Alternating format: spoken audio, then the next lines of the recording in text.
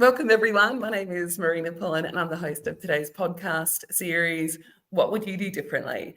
A podcast that asks leaders with 10 years or plus in the workforce around an event or a moment in their careers where, given the chance to look back and reflect, they can start to think of, what would have I done differently? The purpose of the podcast is to offer real life stories from the accomplished leaders, including Michael here, and to hopefully give you hopefully give you some validation when you make mistakes, or maybe even help you prevent maybe some career limiting or hiccups along the way. So without any further ado, our brave, amazing interviewees who are coming along. This is Michael Toms from, am I allowed to say where you're from? You're just Michael, like, sure. We'll just say Michael. You can say where. You know what? Okay. You know what? People are going to Google that after we say, it's a secret. It's a secret rule. It's quite discoverable, yes. And now Michael is kindly going to take us through a story which, interestingly, you've heard of the phrase, the power of yes. Michael's going to tell you about the power of no, and just tell us a bit about his experience with the imposter syndrome and the differences of when it can happen to your life when you say no a bit more. So over to you, Michael. Tell us about your story. Thank you, Marina. Well, I'm going back to the dim, dark past. So, and I guess that's where most stories begin. So, Quite some time ago now, I was working in a software company. I was the development manager, R&D manager, and it was enterprise software, so business software. Spent a lot of my time talking to manufacturers and miners and facilities people and all sorts, working on product development for my development team, or working with analysts, testers and so forth to develop features, and also dealing with the occasional adrenaline rush of sales guys selling features that didn't actually exist in the product quite yet. It's always a nice spike in a spicy workload. Spicy career moment, yeah. Yeah. So, and I was enjoying it. I was in my comfort zone, I suppose.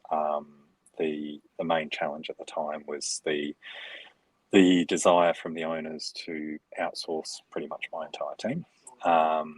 And I spent an awful lot of my time battling that, largely because I think we were doing it probably because others were, rather than because it suited our own strategy. But regardless of that, I was finding myself just in lots of discussions about why we shouldn't be doing this thing, rather than more purposeful items.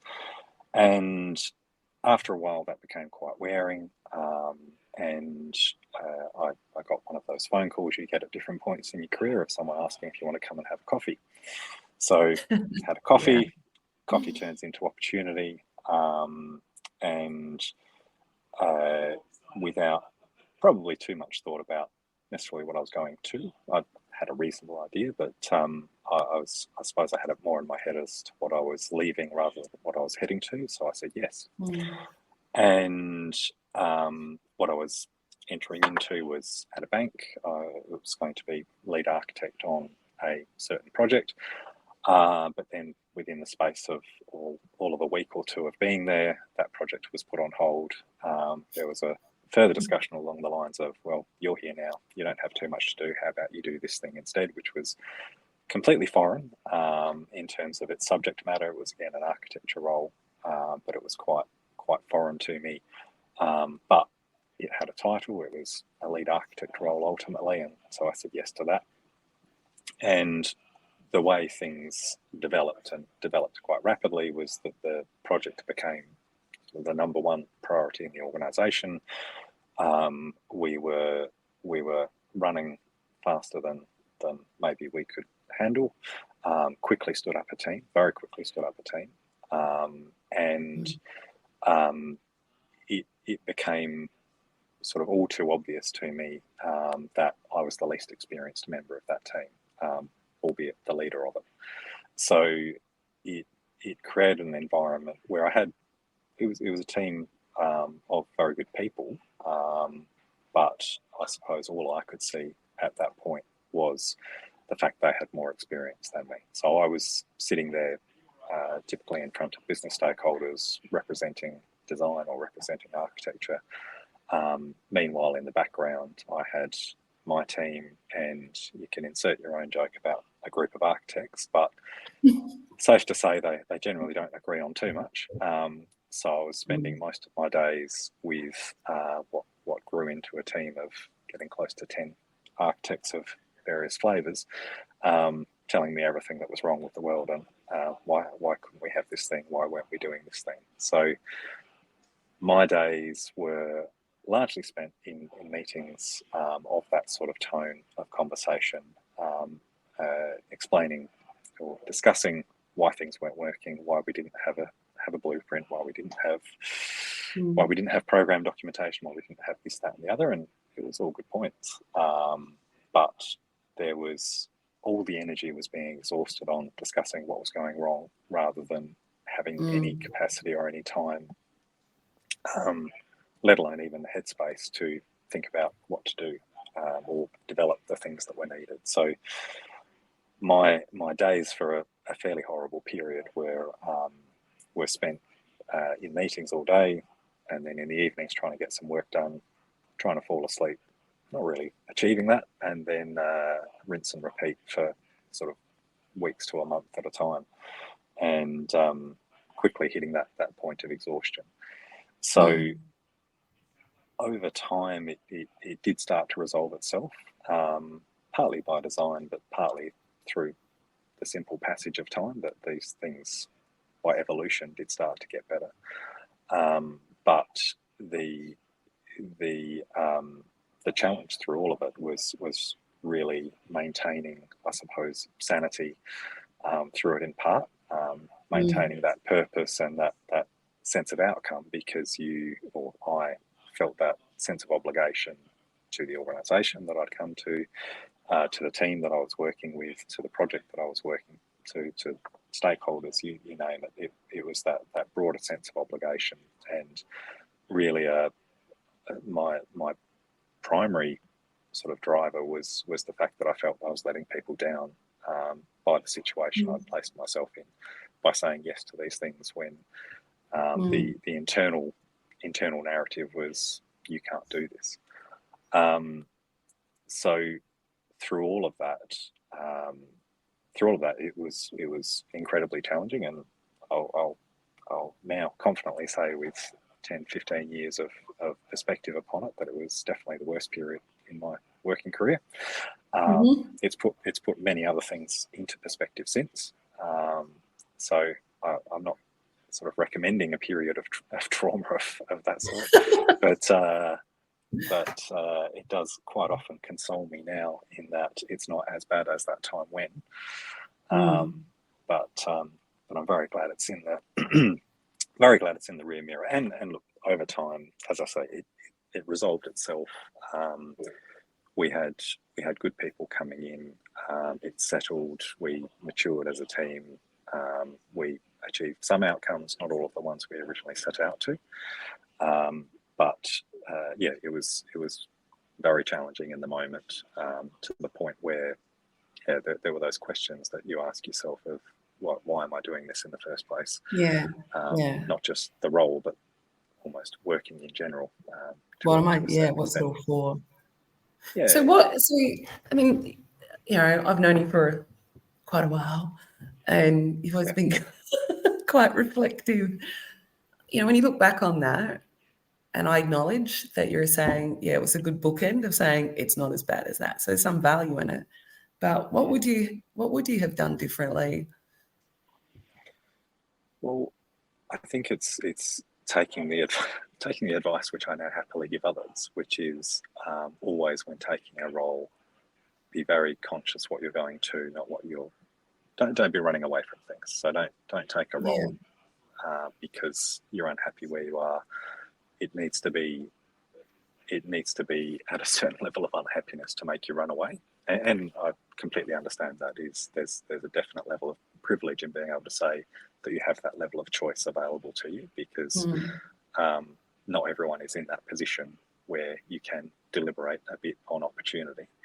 But typically I would say in the types of careers I suppose that we're in, be conscious about what you're going to. But not all opportunities are equal either. So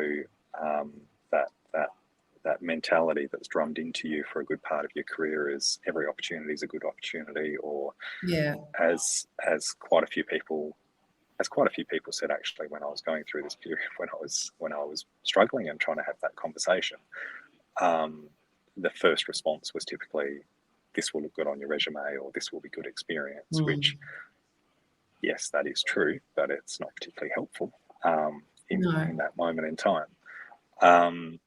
So I think that's where that ability to say no to things, because you're not reacting necessarily, or you're thinking about optionality. It's like the emotional, It's rare that there's only a single option on the table or a single opportunity on the table, and for sure.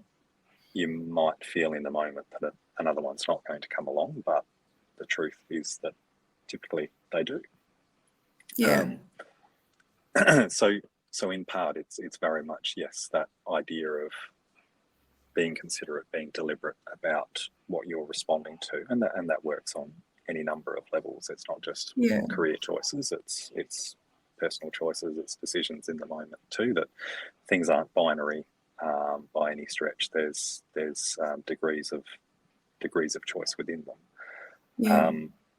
But then the other part of it, the imposter part, which has been, well, it's still with me now. It's been with me throughout. But what I've got better at over the years is reminding myself or thinking about why I am there, not why I shouldn't be there. So, what the bit that I sort of left out earlier deliberately was that some of the people coming into the project that I was describing, that's the narrative they started telling me, is you are here because we believe in you, because we know you can do this, which I certainly wasn't telling myself. And given the early stages where no one really had a moment to think, there wasn't really any sort of discussion around why various people are in there. But there were a few moments along the way where I had the opportunity to have those conversations that, yes, the others might be more experienced in this nature, but you're here because you can knit them together, because the stakeholders want to talk to you. That's what you bring to it, even if your technical experience isn't maybe as deep or as long as some of the others that are in the room. So, sorry, can I ask a question? Sure. I do have the red button. Stop you now. So. I don't know if you've had any reflection on, if you hadn't taken that job and you hadn't put yourself through that trauma, have you had any ideas of, at that point in your career, how your career trajectory would have changed? Because that sort of elevated you up, and gave you a lot of confidence. But so not without sort of some chunks. No, it was the accelerated program, I guess. And I've thought about it in the sense that the software company that I worked for before, for example, it was quite small. Adelaide was just the development office, so it was near enough invisible locally, but I spent most of my time in Sydney. So I guess in some respects, I was the youngest person in the senior management team there already. But the part that plays on my mind more is that this whole outsourcing discussion that I referenced earlier, all I'd really achieved was blocking it up until the point I left. Within a week of me leaving, that all just kicked off, and the team that I felt passionately about being important and that should have remained local, the outsourcing began. So I suppose the part that I've reflected on in some ways is maybe the more value-based thing to have done perhaps would have been to have stuck around and make sure that was done on terms that I thought were appropriate, without sounding too grandiose about it all. But no, I think it's sometimes you have to accept the inevitable, or something's going to go, and then you have to you use your skills to navigate it the best way you can, you know. Yeah. Hey, can I ask another question? Because I think you're very smart. So, If you're going to bust me out, sure. okay. You know, the imposter syndrome. The imposter syndrome. There's a lot of people, and I mean, this whole like networking and, you know, stuff that goes, just fake it till you make it. And I've often wondered with the imposter syndrome that this idea of just fake it till you make it, and all the bluffing and all that stuff isn't a big cause of that internal anxiety where people find themselves in roles that they're just not skilled for and they're not ready for, and they sort of get thrust into these situations, and then they actually are the imposter. I know it's a bit controversial, but they actually are an imposter. And everyone, I think, like how you've described it, everyone else has to lean in or around this imposter, you know, that until they grow into the role or they're no longer an imposter. But I just wondered what you thought of that. So. Well, what is it? The Peter principle, to promote it to one really level above. People. Well, your words. No, we're being recorded. But I suppose, yeah, remember that. No, it's kind of what I was saying at the outset, though, about being conscious about what you're going to, that the fake it till you make it, what is make it for you, and what is important to you, because, again, we're so conditioned that hierarchy is important, that the next level up is important, that you must say yes because it's always a growth, a step up, a new title, a higher title, a more senior title. But I guess where I've come to over the years is that that's not what gets me out of bed, to use the cliche, but it's doing interesting work, and interesting work doesn't just exist at the highest level in an organisation, and in fact, it can be the complete opposite. I agree. You're wrapped in committees and spending your time reviewing papers and pontificating and coming up with crazy words to use in meetings just to make the day part go a bit quicker. No, guilty of that as well. So no, it's finding. You're right. I think you do become the imposter if you are so blind, or if you choose to be blind to maybe what making it is, what that end goal is for you. And you don't have to know it in absolute terms, but at least understand: is it interesting work? Is it things that make you happy? Is it a balanced time between personal and work? Because everything is. These are all trade-offs, and there's the capability thing that will make you feel like an imposter, but the anxiety will also be driven if actually your happiness drivers of your happiness, whatever the correct way of phrasing that is, if they're not aligned with what you've put yourself into, because you want the money or the prestige or the title. Yeah, my new thing is just have a good day at work, whatever that looks like. Have a good day at work, and that's why I do some of this stuff on top of a pretty hectic schedule. I think what we're doing, just adding little tidbits here and there, like just balanced, hopefully not too sanctimonious. It's the word of the day, but it just makes it just gives you a chance to feel like you had a good day at work. So, in whatever that is. All right. Well, that's. No, I agree. That's our time. That's our time. We have to go. All right. Thank you so much, Michael.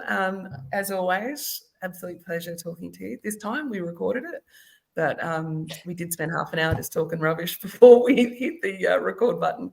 Thank you so much. And if you want to learn more, put his name into the internet and let it tell you all about Mr. Michael Dance. All right. Any final thoughts? No. All right. Have a good lunch with the guys. See you. Thanks. Bye. Bye.